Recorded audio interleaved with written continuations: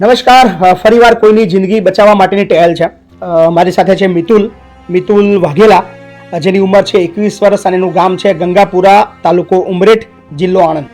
સો આજે આપણી પાસે આવ્યો છે. મને જાણીને ખૂબ આશ્ચર્ય થયો કે યાર આટલી નાની રકમ માટે કોઈ આટલી બધી તકલીફ કઈ રીતે વેઠી શકે. પણ હવે સમજાય છે કે રકમ નાની કદાચ આપણને નાની લાગે પણ એના માટે એક પહાડ સમાન હોય છે.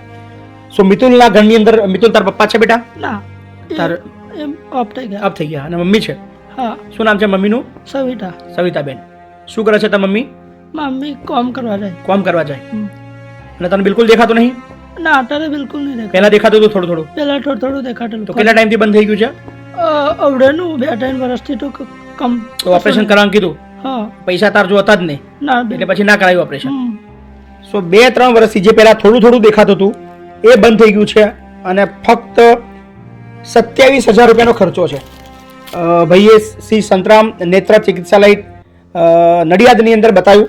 ત્યાંથી એમને એક લેટર લખીને આપ્યો છે, કેસ નંબર 123/730. ઉપરોક્ત દર્દીની આંખની હોસ્પિટલમાં બતાવ્યા આવેલ છે. તેમને પડદાની તકલીફ છે, જેમાં પડદાનું ઓપરેશન ડૉક્ટરશ્રીની સલાહ છે. ઓપરેશનની રકમ 27,000 થાય છે. આ ઓપરેશન ફ્રીમાં થતું નથી.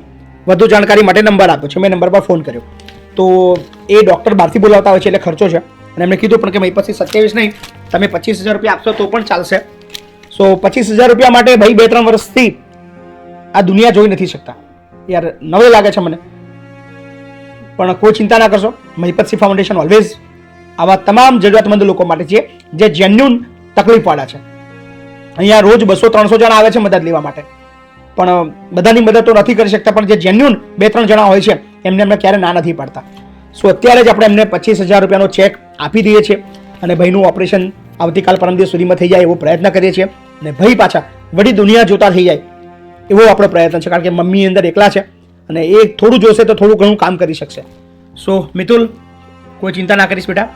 25,000નો તને ચેક આપું છું, ઓપરેશન કરાવી દેવાય. બરાબર ને? કશું કહેવું છે તાર? અરે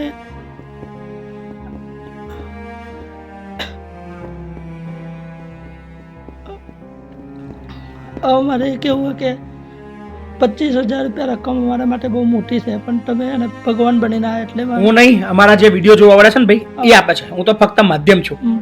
તે વિડીયો જોવા વાળા બધાને થેન્ક યુ કહી દે. હા, એમનો ખૂબ ખૂબ આભાર. સો આપ તમામનો આભાર માન્યો છે. સો આપણે બધાએ 25,000 રૂપિયા આપ્યા છે. સો થેન્ક યુ, ખૂબ ખૂબ આભાર.